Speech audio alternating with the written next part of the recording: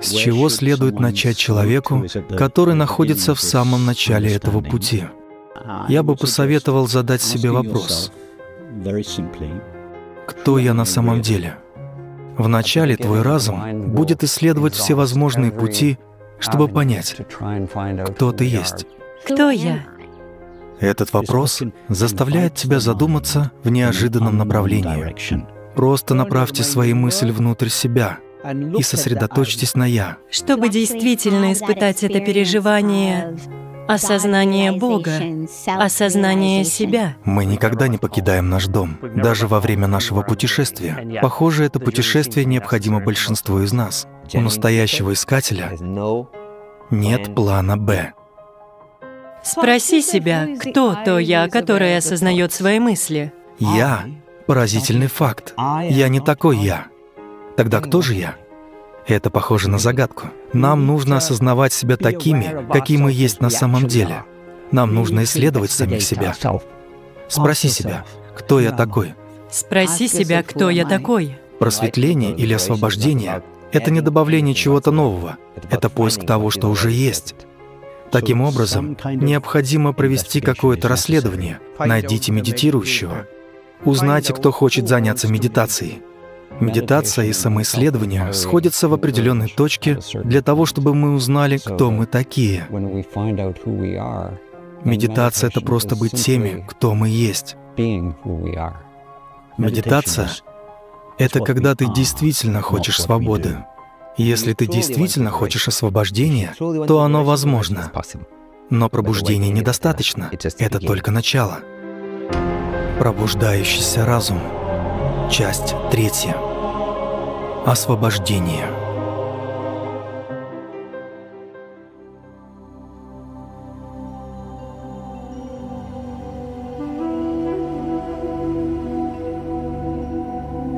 Что такое освобождение? Освобождение — это окончательная неподвижность, не переживание, не состояние. Ты не достигаешь освобождения.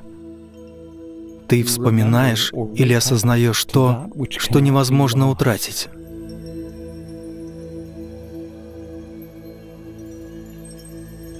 Пробудиться значит увидеть свое вечное «Я», чтобы вспомнить, кто ты такой за пределами игры мысли. Освобождение — это тишина после эха, прекращение. Пробуждение — это конец поисков. Освобождение — это конец искателя. Освобождение — это не какой-то новый проект для эго, не повестка дня, которую необходимо выполнить. Оно не достигается путем следования по линейному пути или догматическими шагами. Это не значит, что нет процесса развития или духовного созревания с течением времени. Освобождение — это когда мы становимся живым мостом между временным и вневременным, так что ограниченное или обособленное «я» отказывается от всех эгоцентричных мыслей и действий. Рамакришна Парамахамса, почитаемый индийский мистик и святой, использовал аналогию с куклой, сделанной из соли. Представь, что соляная кукла решает исследовать океан, и по мере приближения к океану она сливается с ним, она растворяется. То, что происходит с соляной куклой, аналогично тому, что происходит, когда индивидуальное «я» сливается с истинным «я», атманом или брахманом, океаном чистого бытия. Древние традиции и духовные учителя всегда описывали освобождение не как обретение чего-то, а как избавление от иллюзий, приводящей к прекращению эгоистической активности.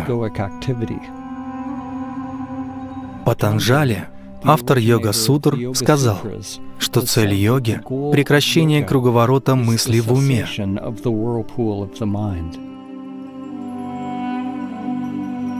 Существует множество точек зрения, с помощью которых мы можем взглянуть на освобождение, таких как Адвайта-веданта, дзен-буддизм, дзогчен, махамудра, йогические системы и наставления, которые рождаются из прозрений тех, кто осознал свою истинную природу.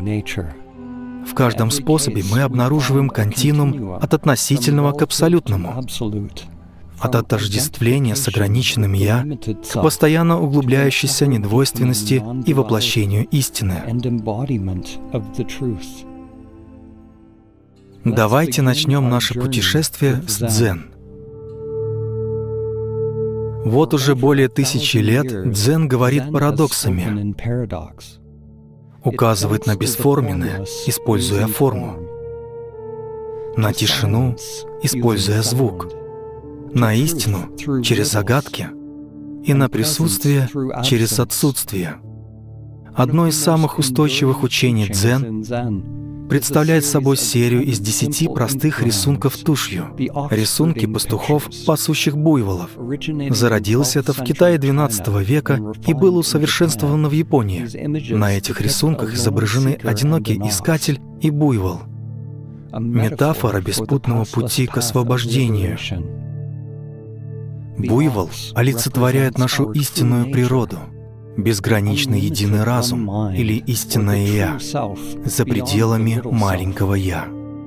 Пастух — это тот, кто ищет, гонится за тем, что невозможно постичь, в поисках того, что никогда по-настоящему не было утрачено. Эти 10 картин образуют последовательность от поиска к обретению, к полному исчезновению ищущего и того, кого ищут. Это не путь в общепринятом смысле. Здесь нет никаких шагов, которым нужно следовать, нет цели, которой нужно достичь. Дзен называет это путь без пути, возвращение к тому, что было всегда, скрыто лишь верой в то, что мы отделены от него. В этом фильме мы исследуем тайну освобождения не как идею, а как живое, дышащее безмолвие, которое остается, когда все остальное исчезает.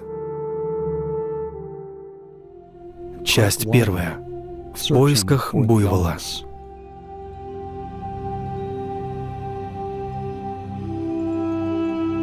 Все начинается с ощущения, что чего-то не хватает.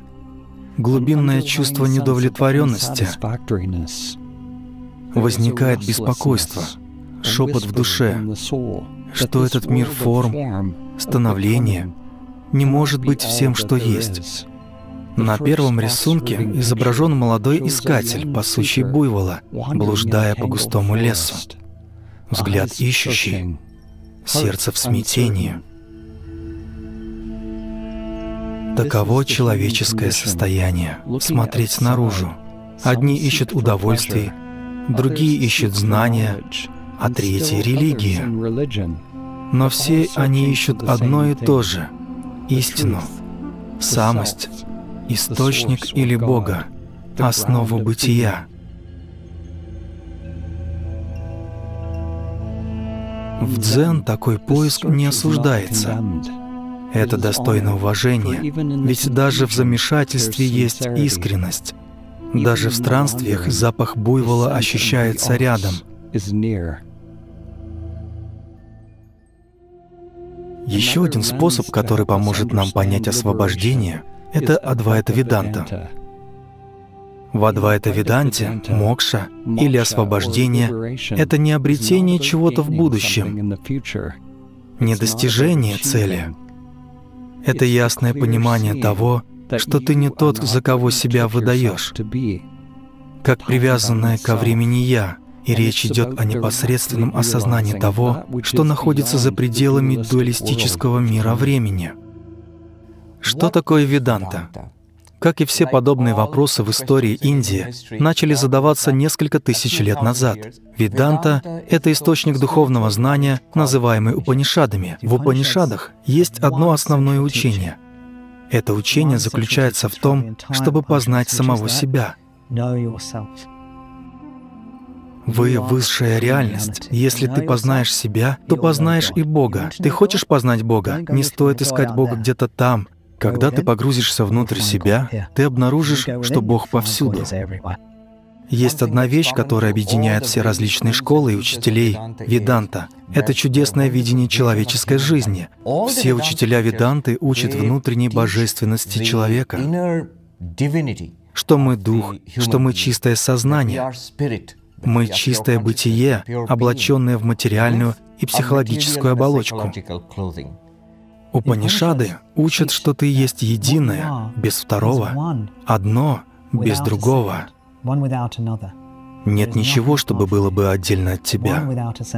На санскрите это называется адвайта. Адвайта означает не два, не двойственность. Двайта означает двойственность, а двайта означает недвойственность. Теперь можно изложить основное учение Адвайта Веданты так. К счастью, очень просто и непосредственно. Ты и есть это. Ты, я и все остальные — это чистое бытие. Это высшее существование, основа этой Вселенной. Двойственность является основой существования всех живых существ. Есть личность, я или сущность, а есть все эти объекты восприятия, и мы отделены от них. Чего-то не хватает, и мы хотим достичь этого, чтобы быть удовлетворенными. Поэтому из-за нашего чувства неполноты, незавершенности возникает тоска, желание. Мы все стремимся к самореализации, целостности и счастью.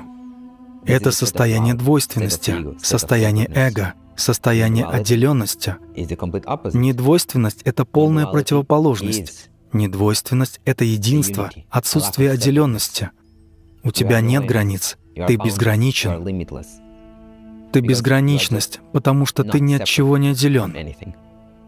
Ты неразрывно связан с реальностью, со Вселенной. Ты ничего не сможешь потерять.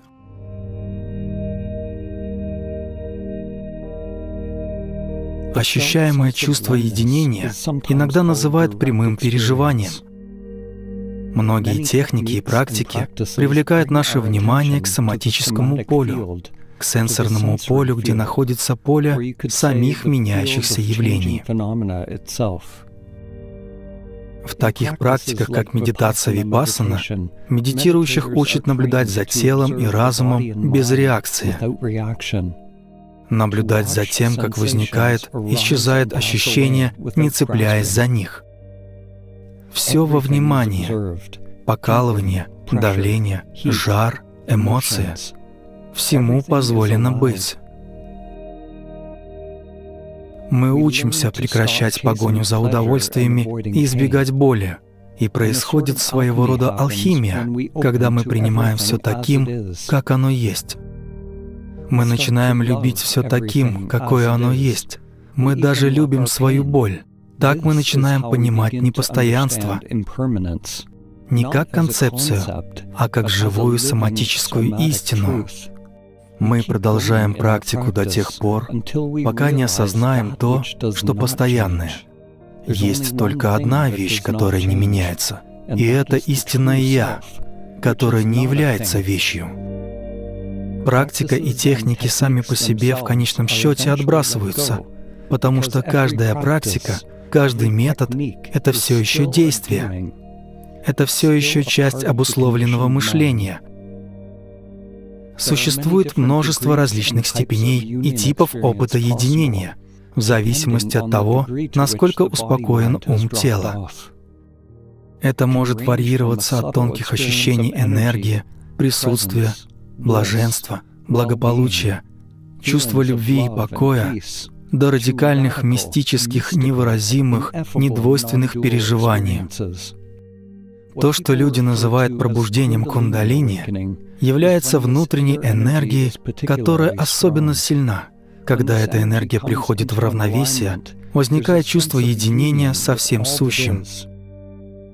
Если ты не знаешь, кто ты, и у тебя есть подобные переживания слияния, твой ум почти неизбежно станет ищущим умом. Так рождается искатель.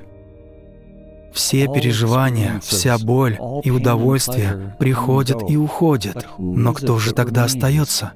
Узнайте, кто остается. Часть 2. Видя следы.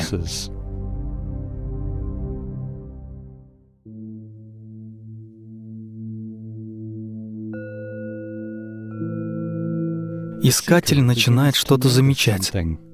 Не самого буйвола, а следы его прохождения, проблеск покоя в медитации, строка из священного текста, которая пронзает сердце, как мгновение покоя в хаосе жизни. Это не истина, но это указывает на нее, как следы на свежем снегу. Следы указывают на то, что здесь произошло что-то реальное, нечто, недоступное пониманию разума. Этот путь становится все более актуальным. Теперь искатель больше не блуждает бесцельно. В воздухе витает запах, в подлеске виднеется тропа.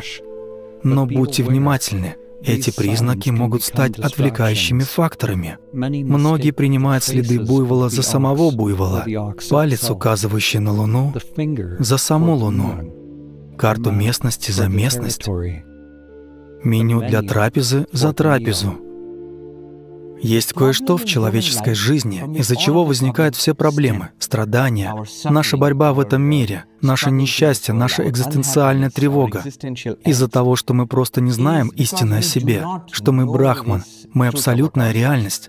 Согласно Адвайта Веданте, мы чистые существа, а невежество лежит в основе наших страданий, и, следовательно, способ избавления от страдания — это достижение самореализации в человеческой жизни, устранение невежества и осознание, кто мы есть на самом деле. Сейчас ты думаешь, что я просто такой, какой есть, что это моя жизнь, и я с ней борюсь. Иногда я делаю не очень хорошо свою работу, иногда лучше. И так будет продолжаться до самой моей смерти. А потом я не знаю, что будет. Либо я не буду существовать, как все закончится, либо, как религии, говорят мне, что буду пребывать после смертном существовании.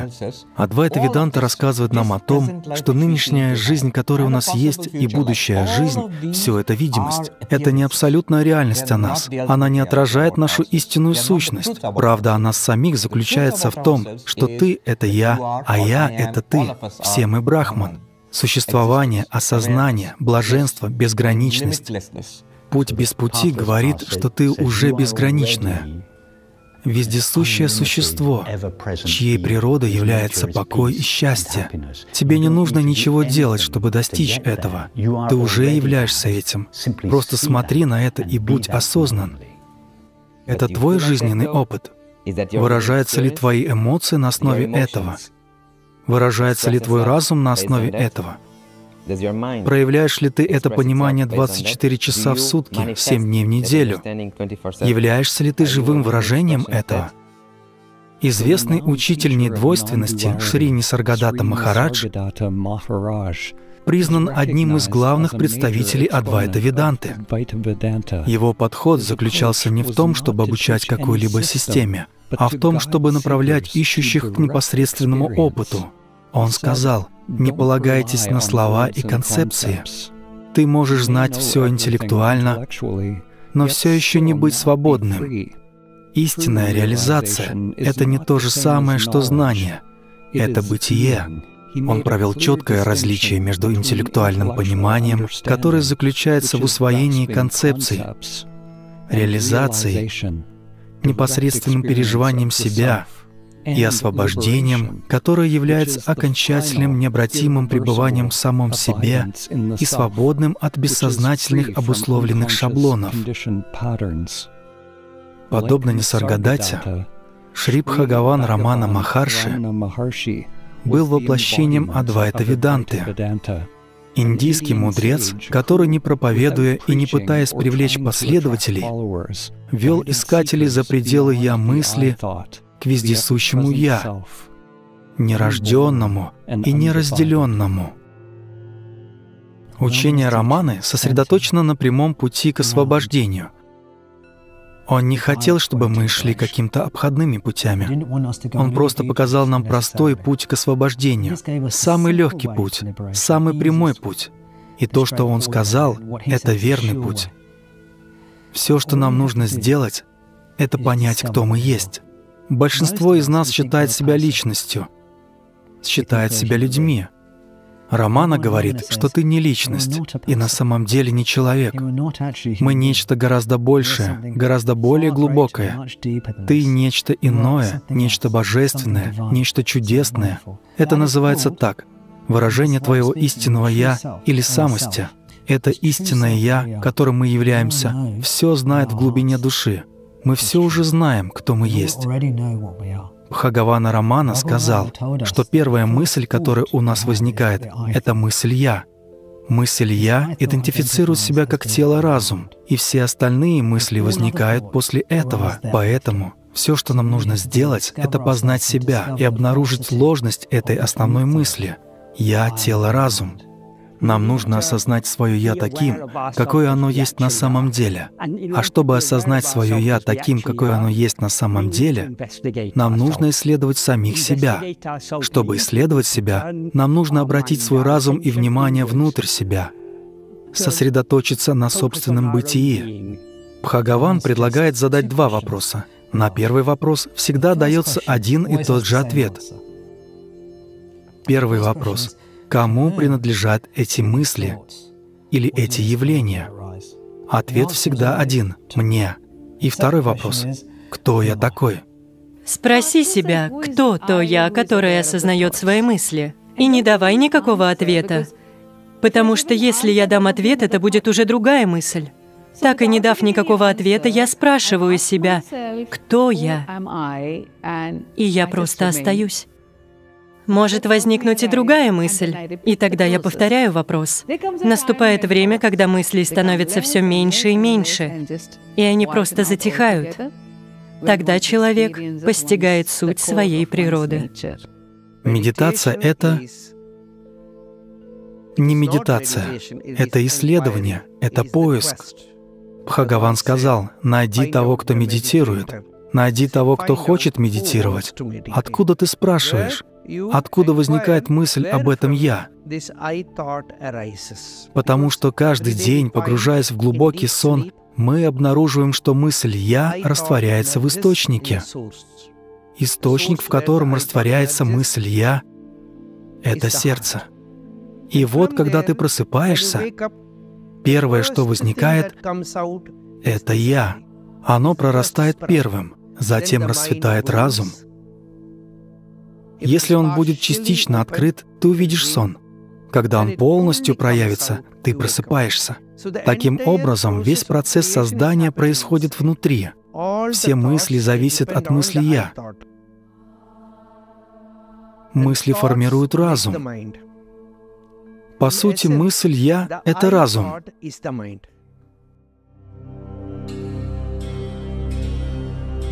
Часть 3. Увидев буйвола.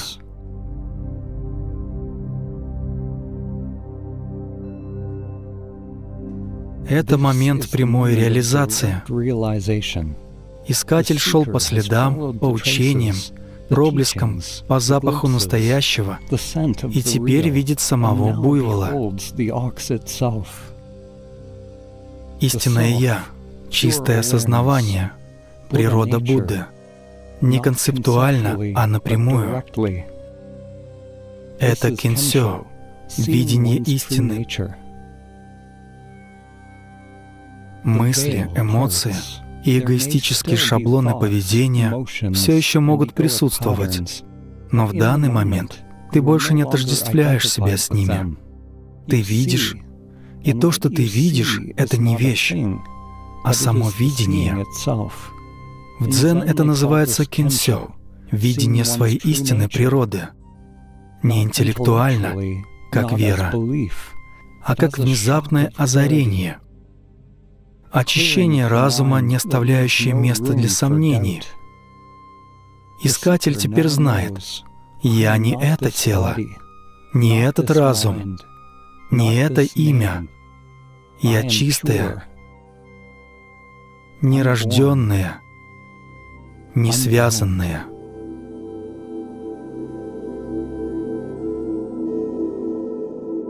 Цель человека — познать себя. Другой цели нет. Это цель жизни. Самореализация — это цель жизни. Познать себя, понять, кто ты есть — вот для чего ты получил это человеческое тело. Это потенциал. И когда ты его находишь, с восхищением понимаешь, что он всегда был там. У вас есть все необходимое, чтобы это обнаружить. Оно не снаружи, оно внутри. Это великое открытие.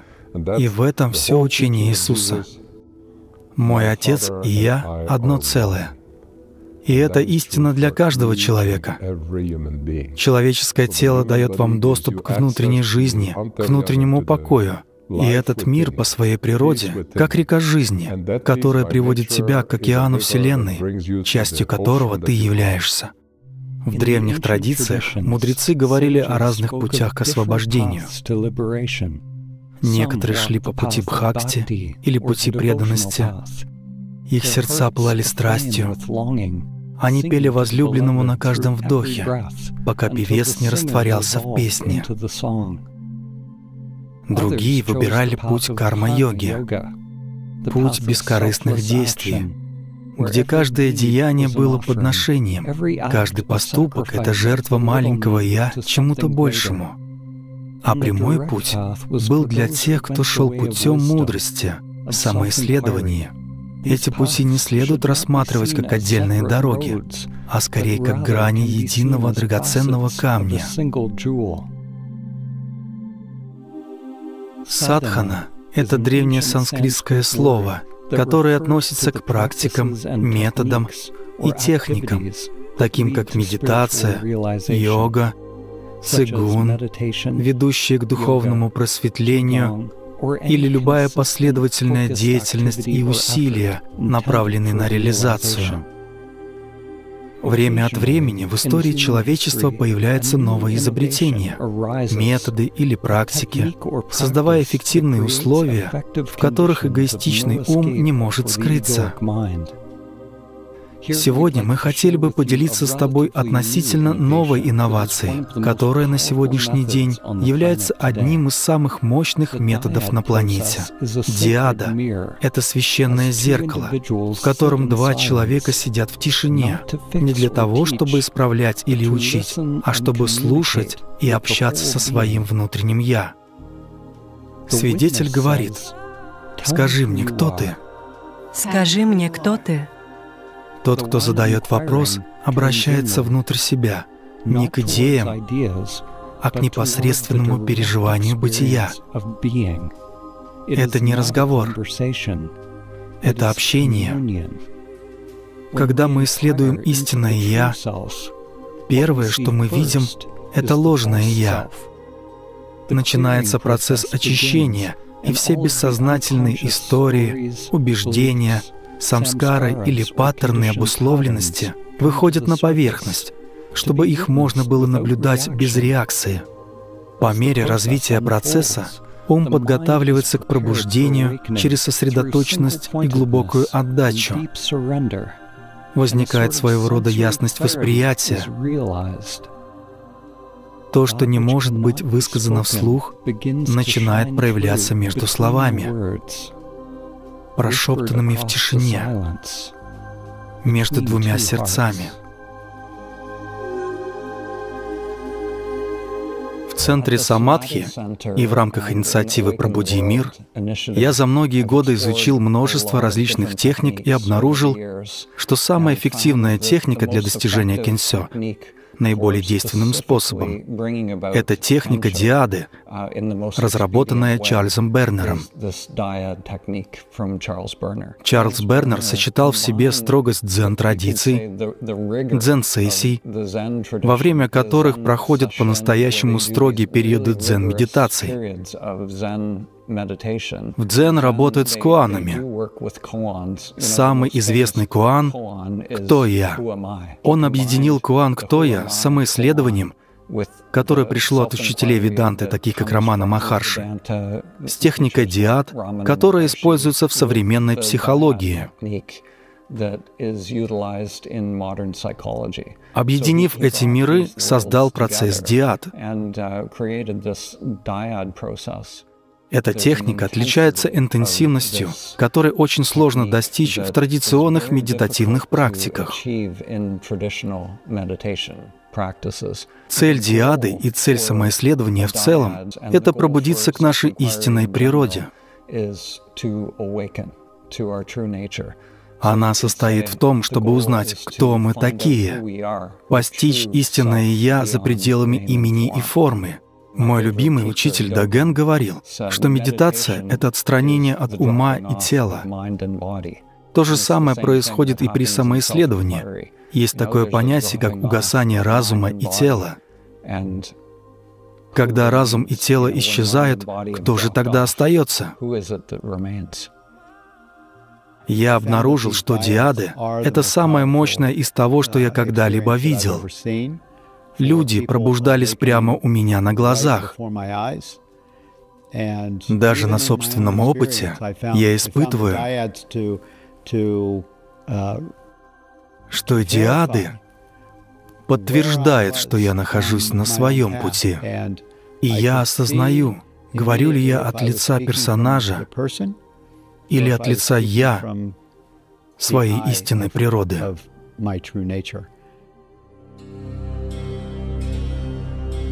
Часть 4. Поймать буйвола.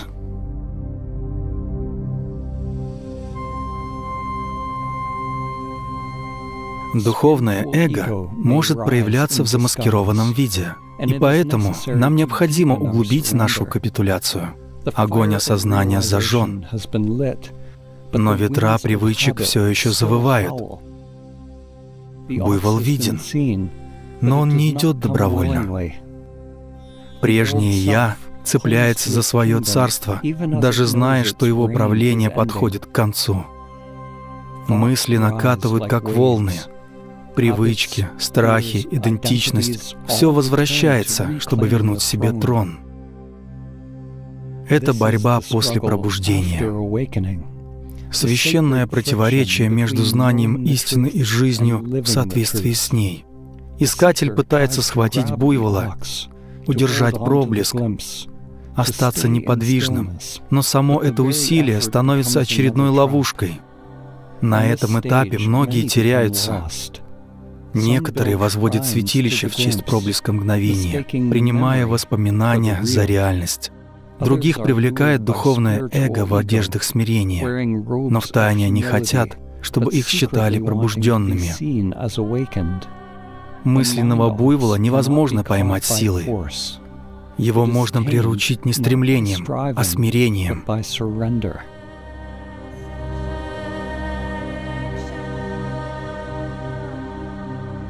Со временем появляется ритм. Буйвол сопротивляется меньше, стремление смягчается, осознание углубляется, и грань между вами начинает стираться. Поймать буйвола значит перестать за ним гоняться, осознать власть ума и довериться невидимой руке потока милости. Путь становится парадоксом. Меньше деятельности, больше присутствия. Действовать, не действуя. Буйвол и искатель начинают двигаться как единое целое. В истинных недвойственных учениях вы пробуждаетесь к тому, кто вы есть на самом деле, а затем вы постоянно празднуете. Вы сознательно признаете это осознание снова и снова, пока это не станет более реальным, более осязаемым, более ощутимым, более неоспоримым, чем твоя реальность человеческого бытия. Большинство людей верят и чувствуют, что они представляют собой смесь мыслей, образов, чувств, ощущений, восприятий, действий, отношений и так далее. И мы настолько погружены в содержание нашего опыта, что пренебрегаем и упускаем из виду наше сущностное, неотъемлемое «я» или «бытие». И для того, чтобы познать наше сущностное «я», духовные традиции разрабатывают пути, по которым мы можем проследить путь назад, сквозь слои опыта, пока мы не осознаем свое истинное бытие. Теперь, когда мы осознали свою сущность бытия, нам больше некуда идти. Как только мы осознаем, больше не будет необходимости в следовании пути и ведении практик. Мы возвращаемся к самим себе. Мы начинаем с себя, и на этом мы не останавливаемся. Таким образом, на пути без пути проявляется признание, что нет расстояния между нами и нашим «я». У многих людей, переживших пробуждение, возникает ощущение, что они поняли космическую шутку. Пробуждение их умам кажется великой тайной, которую необходимо раскрыть.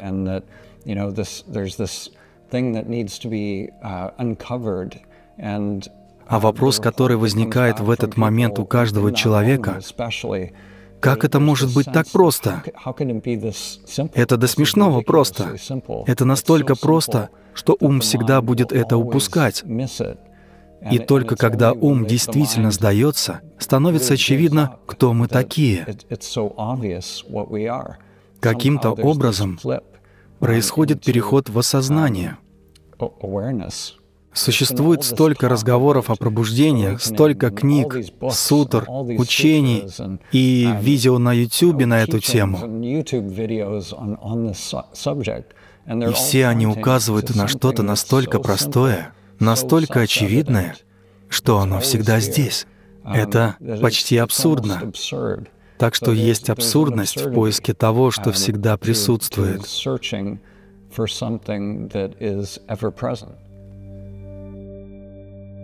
Рамана Махарши или Бхагаван для своих последователей использовал простую, но глубокую аналогию для описания духовного пробуждения. Он описал пробуждение как выключение вентилятора. Вентилятор — это импульс обусловленного ума, который увековечивает мысль «я» и отождествление с персонажем. Точно так же, как вентилятор продолжает вращаться после того, как вы вытащили вилку из розетки, обусловленность и привычные модели поведения сохраняются после пробуждения. В момент пробуждения или кенсё больше нет отождествления, нет свидетеля и наблюдаемого. После проблеска пробуждения ум в какой-то момент возвращается, и возникает ощущение, что вот он есть, и вот его нет. Пробуждение к чему-то не означает, что ты становишься живым выражением этого чего-то. Оно означает, что ты находишься на вершине, а затем возвращаешься в исходное состояние. Что-то может измениться, но по сути ты все равно будешь жить, основываясь на обусловленности. В Нева-Адвайте или в недвойственных кругах знаешь, что ты — это Атман. Это здорово, ты пробуждаешь осознанность. Это прекрасно. И что потом? Ты живое выражение? Нет, для этого необходима практика. Для этого нужно избавиться от глубоко укоренившихся условностей, васан, того, что заставляет нас возвращаться в исходное состояние. И я постоянно слышу: у меня был опыт просветления, а потом возвращается эго. Васаны, или скрытые склонности ума, это то, что запускает самскары. Они являются старыми привычными моделями мышления, действующими бессознательно после пробуждения. Происходит процесс воплощения, поскольку мы постоянно пребываем в присутствии. Ничего не нужно делать, кроме как осознавать истину, все глубже и глубже, по мере того, как бессознательные шаблоны выходят на поверхность. После пробуждения появляется новая форма садханы. Садхана без какого-либо деятеля. Ее можно назвать недвойственной садханой. Эта форма садханы неотделима от жизни. Это и есть сама жизнь. Романа сказал, что благодаря постоянной бдительности мы учимся не включать вентилятор снова. Но это не бдительность в обычном понимании. Это не бдительность для того, чтобы что-то делать. Это бдительность для того, чтобы оставаться самим собой. Важный момент на пути без пути — это когда у тебя нет предпочтений в отношении того или иного состояния, когда ты можешь смотреть прямо на ум, не сопротивляясь ему и не цепляясь за него. Позволь телу и разуму быть такими, какие они есть. Просто задавая вопрос «Кто я?», мы можем прийти к какому-то концептуальному пониманию того, кто мы есть и кем мы не являемся. Но на самом деле это не решает проблему. Нам нужно осознавать себя такими, какие мы есть на самом деле. Путь Бхагавана очень-очень прост. Он чрезвычайно глубок. Он совершенен. Это полное растворение нашего «я» как отдельной личности. И когда мы растворяемся обратно в том, чем мы являемся на самом деле, в бесконечном и вечном бытии, в чистом осознании. Но просто сказать об этом словами недостаточно. Мы должны испытать это непосредственно. Цель пробуждения — самореализации или осознания Бога, или просветления, или мокши, или освобождения, или самадхи. Каким бы ни был путь, в итоге конечная цель — это единство. Единство. Единство опыта, осознание единства, единство в знании с большой буквы. Это не так, как если бы я прочитала в книге, что я божественна. Или я услышала, как кто-то сказал про это, и поэтому я знаю интеллектуально. На самом деле я знаю это по собственному опыту. Это и есть пробуждение. Часть 5. Укрощение буйвола.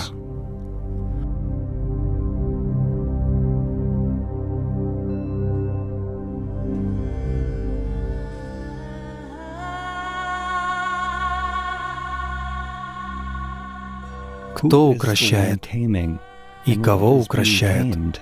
Искатель начинает понимать, что буйвол никогда не был отдельным существом, что каждый шаг на этом пути был истинным «я», играющим в прятки с самим собой. Тот, кто держит веревку, и тот, кого ведут, их не двое. На 5-м этапе медовый месяц с пробуждением заканчивается. Речь больше не идет о первозданной ясности кинсё. Она идет о дисциплине интеграции в повседневную жизнь. Для многих после пробуждения открывается духовная ничейная земля,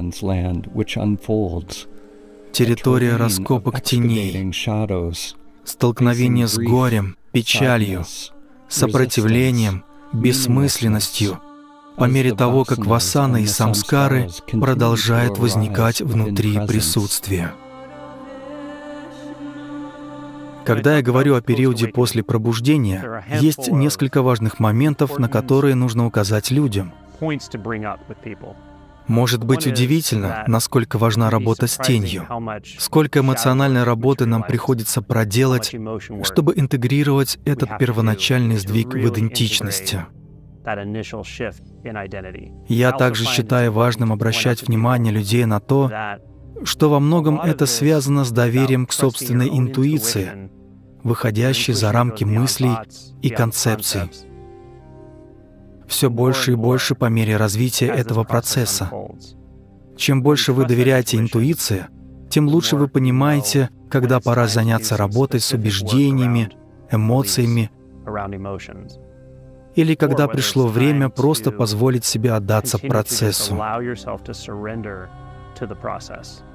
Так что это может быть своего рода танцем. Вы учитесь в самом процессе танца. Бывают моменты, когда важна целенаправленная работа. Важно осознанное исследование или самоисследование. И бывают моменты, когда нам нужно просто сесть и позволить процессу овладеть нами. Чтобы достичь погружения, глубокого самадхи, такого глубокого, неоспоримого отрыва от потока сознания, тебе нужна безоговорочная капитуляция.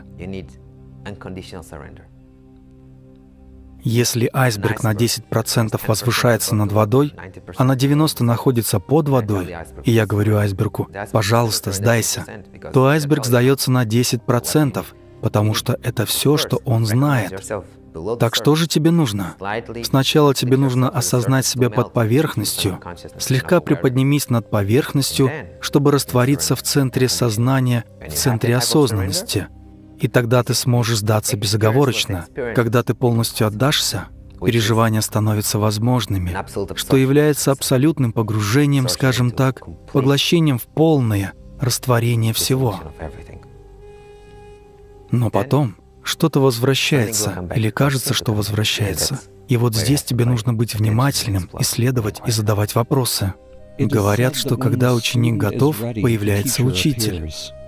Учитель может принимать разные формы, и важно понимать место учителей или гуру на пути без пути.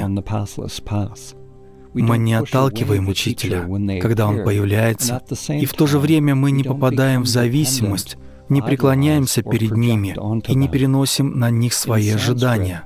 На санскрите слово «гуру» происходит от корня «гу», что означает «тьма» или «невежество», и «ру», что означает «тот, кто рассеивает эту тьму».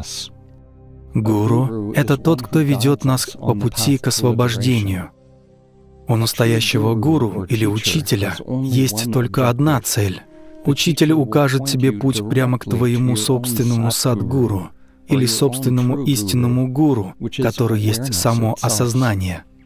Значит, это правда. Когда ученик готов, появляется учитель. Но когда ученик действительно готов, учитель исчезает, и осознание становится нашим истинным «я». Именно на этом этапе пятой картины «Выпуск валов» зависимость от внешних учителей, учений и указаний отпадает. И это не значит, что у тебя нет учителя, или ты не используешь учения в своей жизни. Ты просто знаешь, что все эти указатели указывают на само осознание, которое присутствует всегда. Как только мы начинаем любить осознанность больше всего на свете, можно сказать, любить Божественное или Бога превыше всего остального, тогда нам больше не понадобятся мысли, указания или учения. Нам не нужно избавляться от мыслей, но мы можем смотреть сквозь них. Мы теряем к ним интерес. Мы перестаем реагировать и верить своим мыслям и воспринимаем все мысли и ощущения свободными от эгоистического «я». Ловушка здесь тонкая и коварная. Она заключается в том, что ты думаешь, будто все сделал. Ты принимаешь спокойный разум за свободный. Очень часто люди цепляются за воспоминания о пробуждении, вместо того, чтобы непосредственно переживать его. На пятом этапе мы не должны применять силу. Речь идет о постоянном присутствии, твердом, нежном, непоколебимом. Рамана назвал это бдительностью. Кришнамурти говорил, что способность наблюдать без оценки — это высшая форма интеллекта. Мы видим, как работает оценочный ум, который опирается на прошлое, на память. Мы видим сквозь призму предпочтений ума, которые основаны на шаблонах влечения и отвращения. На христианском языке можно сказать, что отдать себя полностью означает совершить путь от своей воли к воле Бога. Говоря языком йоги, можно сказать, что когда энергия выходит за пределы шестой чакры, центра управления, направляясь к коронной чакре, происходит подчинение личной воле божественной воле. Мастер Экхарт сказал: «Полностью передайте свою волю Богу, и взамен Он даст вам свою волю, настолько полно и без остатка, что она станет вашей собственной волей».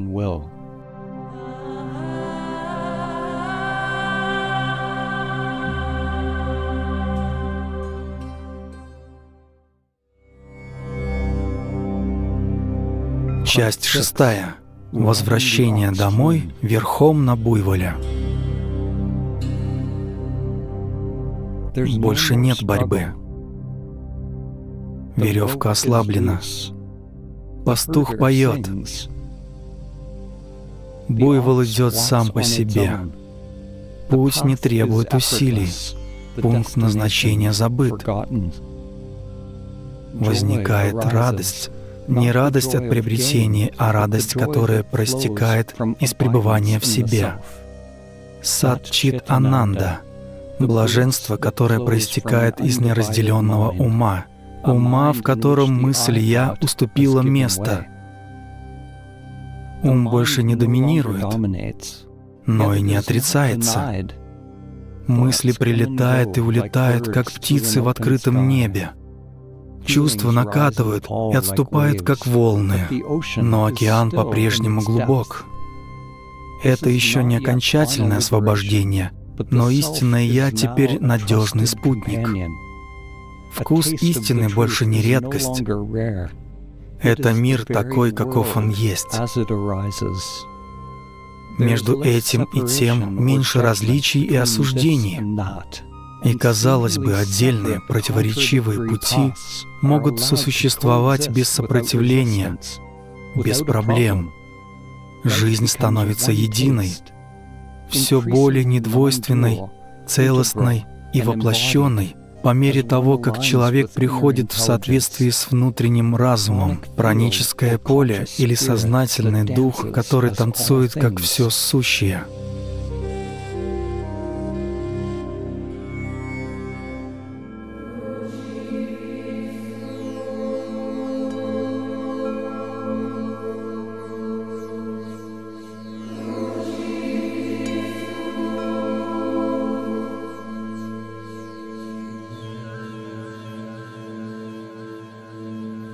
Во Вселенной есть разум, и если мы будем открыты ему, он потечет через нас так же, как этот разум показывает гусеницам, как стать бабочками, а семенам, как превратиться в деревья, а деревьям, как плодоносить. Каким-то образом я обрела знание. Для меня это была просто милость, то, что я оказалась здесь. То, что я оказалась здесь с достаточно открытым сердцем. И мне часто задают вопрос: вы ученый, вы академик. Как вы верите в Бога с научной точки зрения? И для меня это на самом деле не дилемма и не конфликт, потому что научная истина равна совершенству ее инструментов. И это нормально до тех пор, пока наука не пытается заявить о своей юрисдикции над тем, для чего у нее нет инструментов измерения. И это сфера духовности. Но что у нас есть? Это люди. Мудрецы, святые, йоги, риши, мистики, которые на самом деле разработали свои собственные инструменты. Не мензурки и горелки Бунзена, не телескопы и микроскопы. Они разработали инструменты для проникновения внутрь. И то, что они обнаружили внутри, в некоторых случаях совпадало с тем, чему нас учат научные инструменты. В наши дни всегда забавно слышать, как западная наука, цитирую, «открывает что-то», о чем ведические писания рассказывали нам на протяжении тысячелетий. Например, идея о том, что мы все взаимосвязаны, что мы не отделены друг от друга, что эта разделенность — иллюзия. Сегодня мы говорим о квантовой запутанности, мы говорим о теории струн. Когда высшая цель человеческого рождения, человеческого опыта — познать истину о том, кто мы есть. Чтобы получить опыт осознания Бога и самореализации не только интеллектуально или академически, но и по-настоящему прикоснуться и познать эту истину о себе, эту божественность самих себя, эту неотделимость самих себя от божественного и от Вселенной. Дело не в выборе между наукой или религией, тем или этим. Дело в том и в другом. Квантовые частицы существуют в суперпозиции. Они такие-то и такие-то, пока их не измерят. С духовной точки зрения, до того, как возникает мысль, ты никто, и в то же время все. И форма, и пустота. Как только вы говорите «я — это тело», «я — это роль», или «я просветлен», вы сворачиваете поле в эго. Маска выбрана, и игра начинается снова.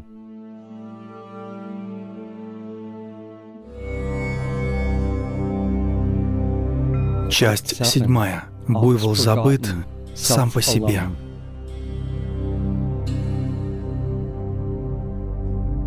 Буйвол исчез. Больше нет нужды искать. Нечего приручать. Нет веревки, нет наездника. Неподвижный, нерожденный, безымянный. Даже идея просветления отпадает. Это та стадия, о которой мудрецы говорят в загадках, а мистики передают своим молчанием. Рамана называл это сердцем, Нисаргадата называл это абсолютом, Дзен называет это отсутствием ума. Нет ни деятеля, ни мыслителя, некому пробуждаться. Только это обширное, обнаженное, прямое знание, не затронутое взлетом и падением миров.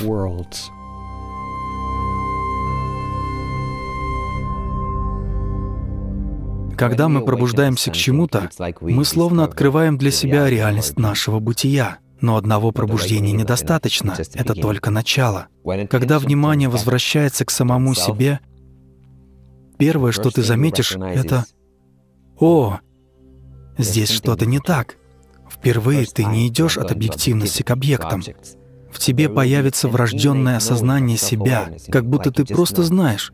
Ты знаешь это на уровне выходящего за пределы ума, полностью за пределами разума. И в этом нет никаких сомнений. Ты просто это знаешь. Как разум, как твой организм воспринимает это? Обычно это ощущение простора, чувство пустоты, благополучия или спокойствия, или просто некое врожденное знание, выходящее за рамки ума. Ты как будто впервые осознаешь себя за пределами мысли. Раньше ты называл себя объектом, эго, личностью, а теперь ты обретаешь свою субъективность, то есть становишься тем, кто ты есть на самом деле. Когда это происходит, ты понимаешь, что прикоснулся к чему-то, что никогда ни на что не влияло, что не стареет, не умирает, не рождается. Это врожденное знание, которое невозможно передать словами. Это первый тип распознавания, который обычно испытывают ищущие. Затем, когда ты привыкаешь к этому, оно начинает проявляться как чувство пространства, невесомости, легкости, умиротворения, которое затем может стать радостью или блаженством, своего рода любовь. Это очень важные фундаментальные качества. Потому что даже когда ты осознаешь себя, в дело вступит разум и просто будет отвлекать твое внимание. Но если у тебя есть чувство благополучия, чувство любви и радости, то тебе будет гораздо легче привыкнуть к себе, чем если бы это было просто сухое, пустое самосознание. Этот тип недвойственности садханы не требует никакого воображения. Он не требует использования ума для чего-либо. Ты должен отпустить все, отпустить воображение, отпустить разум, отпустить того, кто хочет сдаться, отпустить усилия, отпустить легкость, отпустить отпускание. Это похоже на осознанную смерть, когда ты остаешься живым. Не надо бояться столкновения с экзистенциальной смертью. Ты не умираешь в буквальном смысле этого слова. Когда ты ложишься спать, ты погружаешься в эту пустоту каждую ночь, в глубокий сон, каждую ночь, но ты делаешь это неосознанно.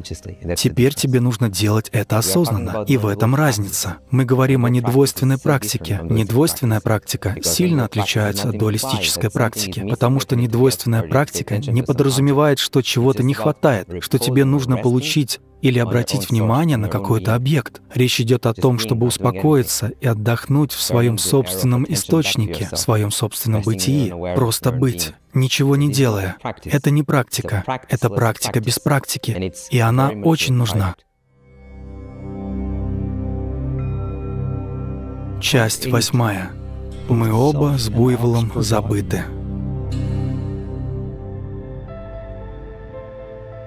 Круг, священная Энса, не ничто, а все непостижимое. Светящаяся пустота или пустота, танцующая, как все сущее. Место, где мысль «я» растворяется навсегда. В дзен говорят, что нет никого, кого можно было бы достичь, и нет достижения. Это не конец. Это исчезновение необходимости в начале и конце. Пробуждение того, что никогда не рождалось. В недвойственности нас больше всего беспокоят последние 3 стадии, последние 3 изображения. В 8 — ничего, просто пустое изображение, там ничего не происходит. И для многих духовных традиций, недвойственных традиций, это вершина, как будто ты выходишь за пределы всякой двойственности и находишь абсолютное истинное растворение. Ты находишь то, что находится за пределами света осознания. Ты находишь свет без света. Ты находишь непроявленное, нерожденное. Это прекрасно, но это всего лишь 8 изображение. Есть еще 9 и 10 изображение. Часть 9. Возвращение к источнику.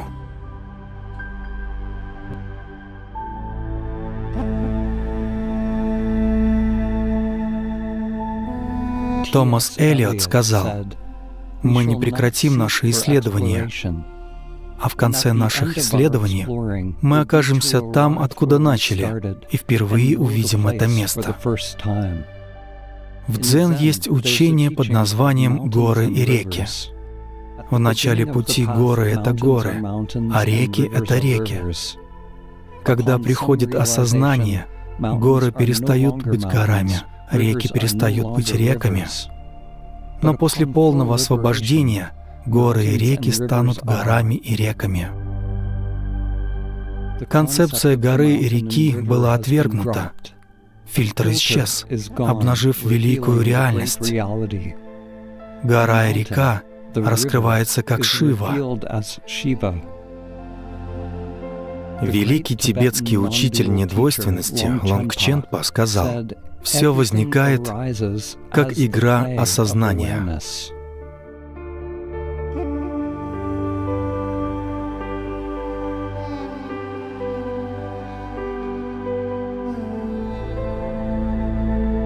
На 9-й картине изображен мир, в котором никого нет, что означает, что ты больше ни на что не ссылаешься, ни на себя, ни на сознание, ни на что-либо еще. Ты — полная беспричинная близость. Тебе не нужно называть себя чем-либо, даже «я», даже трансцендентным «я», ничем вообще. Ты свободен от любых самоотношений. Мир продолжает существовать без каких-либо самоотношений. Он развивается так, как ему нужно. Вся реальность просто играет. Птица поет, лист колышется на ветру, собака лает, человек говорит, в космосе вспыхивает сверхновая. Нет необходимости ссылаться на себя как на личность, даже трансцендентной. Часть 10. Выход на рынок с распростертыми объятиями.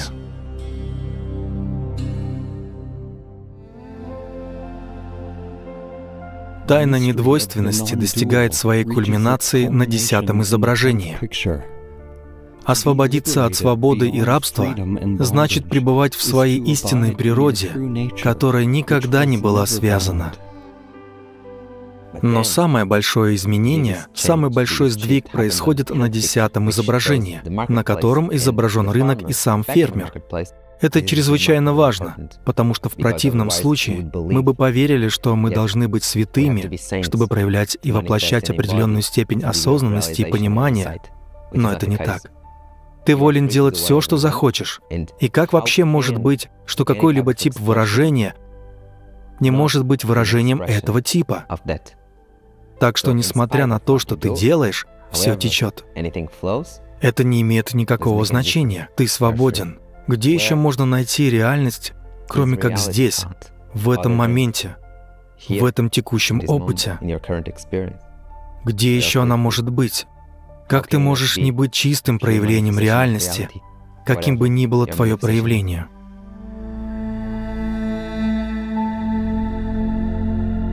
Мокша, спасение, нирвана, освобождение, самореализация, сатчитананда, свобода, джана, просветление, мананаса и так далее. Это всего лишь концепции.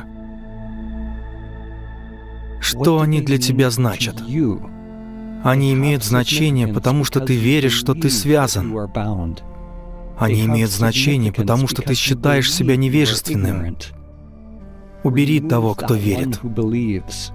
Убери это «я», и ты все увидишь по-настоящему. Но пока существует рабство, будет существовать и свобода, или концепция свободы, или стремление к свободе. Когда ты свободен и от рабства, и от свободы. Когда ты освобождаешься и от освобождения, и от рабства, потому что это дуалистическое взаимодействие, взаимозависимость, сосуществование. Освобождение — это все. Без освобождения нет жизни, без освобождения нет радости, без освобождения нет свободы. В какой-то момент даже освобождение остается в прошлом, потому что эта концепция. Нас интересует непосредственный прямой опыт. Как говорится, мы никогда не должны путать палец с луной. Палец, указывающий на луну, не есть луна.